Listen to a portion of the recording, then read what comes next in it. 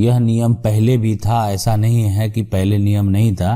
पहले जब अंग्रेज सरकार का समय था, अंग्रेजी शासन का समय था, तो उस समय भी ऐसा नियम था कि अगर कोई भी टैक्स जो है संपत्ति का वो पे नहीं करता था, मतलब जो लगान शुल्क है वो सरकार को नहीं देता था, तो जमीन की नीलामी कर दी जाती थी। तो ऐसा नहीं है कि ये नियम नहीं है, बिल्कुल वर्तमान पहले ये नियम है और आज भी ये नियम है। ऐसा नहीं है कि आज नियम नहीं है, लेकिन आज वे क्या होता है कि राज्य सरकार के द्वारा एक छूट दिया गया कि आप लंबे समय से भी आप नहीं कटाएं। अब लंबा समय मतलब अगर आपका 50 वर्ष हो गया है, 60 वर्ष से आप नहीं कटाए हैं, तो आज भी आपको कटाने में दिक्कत होगा और नहीं कटाएंगे तो संपत्ति का सर्वे जो है वो सरकार के नाम से कर दिया जाएगा। लेकिन पहले क्या था, उसका नीलामी हो जाता था और जो आपकी संपत्ति है उसको कोई नीलाम कर लेता था। तो ये एकदम जो अंग्रेज सरकार के द्वारा, जो अंग्रेज हुकूमत है उसके द्वारा ये बहुत सख्त नियम था। तो ऐसा ही कुछ सवाल है, देखते हैं। कह रहे हैं कि अगर टैक्स नहीं दिया पूरा तो जमीन टैक्स चोरी के पैसे से लिया गया है, तो जमीन सरकार जब्त करे तथा 10 एकड़ जमीन भूमि प्रति एकड़ के हिसाब से टैक्स हो।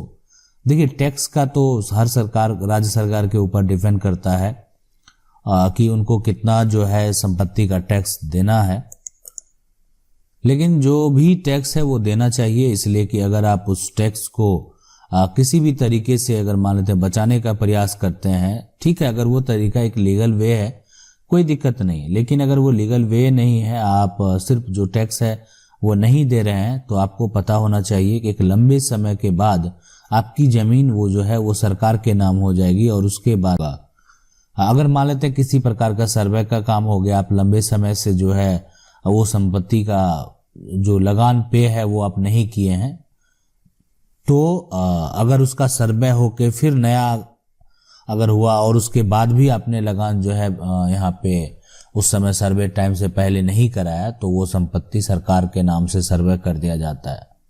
तो ये नियम जो है अभी वर्तमान में भी अवेलेबल है, ऐसा नहीं वर्तमान में अवेलेबल नहीं है। ठीक है कि आप उसके बाद आप जो है कानूनी प्रक्रिया करेंगे, उसके बाद आप कोर्ट जाएंगे, लेकिन आप और ज़्यादा उलझन में पड़ जाएंगे। तो क्यों ना जो लगान शुल्क है, दूसरा जो सरकार का बेनिफिट है वो भी आपको नहीं मिलेगा, तो क्यों ना जो लगान शुल्क है वो दे ही दिया जाए। सवाल है कि नाम माँ का है बट वो मर गई है, पर दस्तावेज में दूसरा नाम भाई का है और हम 8 साल से रहते हैं, तो हम कब्जा कर सकते हैं। माँ ने जो है मौखिक रूप से दिया। देखिए, अगर नाम माँ का है बट वो मर गई है, दस्तावेज में दूसरा जो दस्तावेज है, ठीक है, दस्तावेज है। अब अगर दस्तावेज में जो है माँ ने किसी को लीगल तरीके से सारा जो प्रक्रिया है उसके तरीके से किसी एक बेटे को दे दिया है, तो उस केस में लीगल तरीके से दिया गया तो नहीं ले सकते हैं। लेकिन अगर कोई सिर्फ मौखिक है ना, आपने बोला मौखिक रूप से दिया है, कोई लिखित रूप से नहीं दिया है, ठीक है, वो अपने नाम से दाखिल, आप लगान जो रसीद है वो उनके नाम से हो गया होगा, जो आपके दूसरे भाई हैं उनके नाम से हो गया होगा। लेकिन क्या होने का कोई लिखित दस्तावेज है? अगर नहीं है, मौखिक है, तो आप उसको प्राप्त कर सकते हैं। ठीक है, आप यहाँ पे, ठीक है, अगर वो सीधे तरीके से दे रहे हैं नहीं तो पार्टीशन करके आप ले सकते हैं और ये अपने नाम पे करवाएं। इसका कंप्लेन भी आप राजस्व के अधिकारी के पास करेंगे कि संपत्ति इनके नाम से दर्ज हो गया है।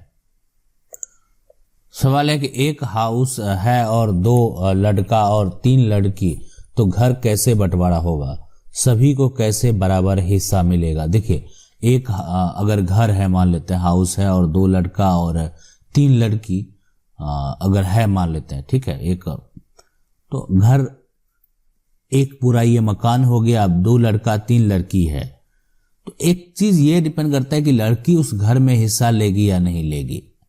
ठीक है, घर जो है सभी को कैसे बराबर मिलेगा, ये बात तो अभी हम बता देते हैं आपको।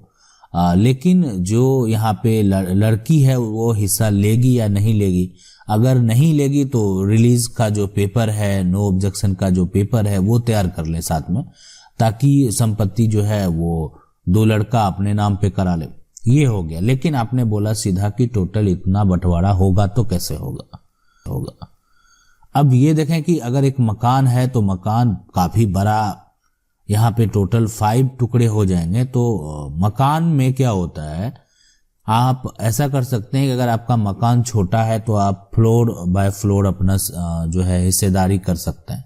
ज़्यादातर अभी बाहर में यही हो रहा है, इसलिए कि ज़मीन का जो स्पेस है अगर आप उसको डिवाइड करेंगे तो समझ सकते हैं कि ये 5 टुकड़ा में अगर ऐसे भी होता है तो किसी तरीके से अगर उसको 5 टुकड़ा किया जाए, ठीक है, तो वो एकदम पूरा अजीब होगा, उतना बेहतर नहीं लगेगा जितना आप अगर एक फ्लोर है ना, उसके बाद जो 5 फ्लोर है कि वो अगर आप तैयार करके ले लेते हैं तो वो ज़्यादा सही रहेगा।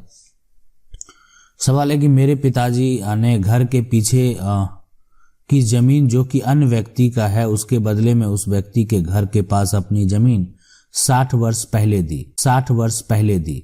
वह व्यक्ति और मेरे पिताजी का देहांत हो चुका है। उस व्यक्ति के पुत्र अब मेरे घर पास वाली जमीन वापस मांग रहे हैं। हम लोग ने घर के पास वाली जमीन पर जो है आम, सागवान, नींबू, लीची, नारियल, आंवला जो है सखुआ आदि के पेड़ लगाए हैं। वो काफी बड़े हैं और फल दे रहे हैं। जमीन जो मेरे पास है वह 15 डिसमिल का है और जो जमीन हम लोगों ने उसे दिया है वो 37 डिसमिल का है।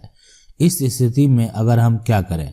देखिए, यहाँ पे सबसे बड़ी गलती है जो कि हम कहेंगे आपके पिता के द्वारा है कि कोई भी जमीन अगर दिया जाता है तो क्या उसका एक सही दस्तावेज तैयार हुआ या नहीं हुआ। अगर वो मौखिक तौर पे हुआ तो कानूनी तरीके को अगर अपनाया जाए, कहा ना, कानूनी तरीके का अगर सहारा लिया जाए तो वो संपत्ति जो इसके नाम से है वो वापस ले सकता है। अब ये अगर मौखिक तौर पे जो है नहीं है, लिखित तौर पे है, तो क्या आप उसका वर्तमान में आप उस संपत्ति का रसीद के नाम से लैंड टैक्स जा रहा है, तो उस केस में अगर वापस भी मांगेगा और लंबे समय से आप ऐसा करवा रहे हैं तो आप कोर्ट में इस बात को चैलेंज कर सकते हैं। आपके पास पक्ष में कुछ गवाह भी होने चाहिए, तो फिर आपको किसी प्रकार का दिक्कत नहीं होगा। लेकिन उस आपका वो नामांतरण भी होना चाहिए उस हिसाब से, और उस व्यक्ति का भी नामांतरण होना चाहिए जो आपकी संपत्ति को लिया है। अन्यथा वो एक मनगढ़ंत कहानी माना जाएगा और हो सकता है कि उसको एक तरह से कब्जा का रूप दे दिया जाए और संपत्ति जो जिसके नाम से संपत्ति है, जिसके नाम से संपत्ति का टाइटल है, उसको वापस दे दिया जाए। सवाल है कि मठ का जमीन खरीद लिया है, 2 लाख लिया है, सभी लोग बोल रहे हैं कि बिहार सरकार का है। आप बताइए सर, 40 साल से रखे हैं, खरीदा हुआ 1 साल से। देखिए, ये जो है ना, मठ की अगर आपने जमीन को खरीदा है 2 लाख जो भी है, और कोई बोल रहा है बिहार सरकार का है, ठीक है, अगर आप संपत्ति का आपका दाखिल खारिज हो जाता है, आप लैंड का टैक्स पे कर रहे हैं, तो आप एकदम बेफिक्र रहिए, किसी प्रकार का दिक्कत नहीं होगा। देखिए, खरीदने के बाद अगर आपका दाखिल खारिज नहीं हुआ तो आपको दिक्कत का सामना करना पड़ सकता है। सवाल है कि सर, मेरे दादा के नाम से 86 डिसमिल भूमि था और बाद में पापा के नाम पर 77 डिसमिल हो गया, जिनका नक्शा पहले की तरह ठीक है, तो सही करने के लिए क्या करें? देखिए, अगर जो 86 डिसमिल आपकी भूमि है और पापा के नाम से इतना डिसमिल हो गया है, अब वो कैसे हुआ? ये खतियान में अगर हो गया तो खतियान का सुधार कराना पड़ेगा, है ना, खतियान में सही है ऐसा। और अगर एक तरह से जो कागजी दस्तावेज है उस पे कम आया है, ठीक है, तो उसके लिए राजस्व के अधिकारी को आवेदन करेंगे। खतियान में सुधार कराने के लिए फिर आपको पुराना खतियान के हिसाब से टाइटल शूट करना पड़ेगा।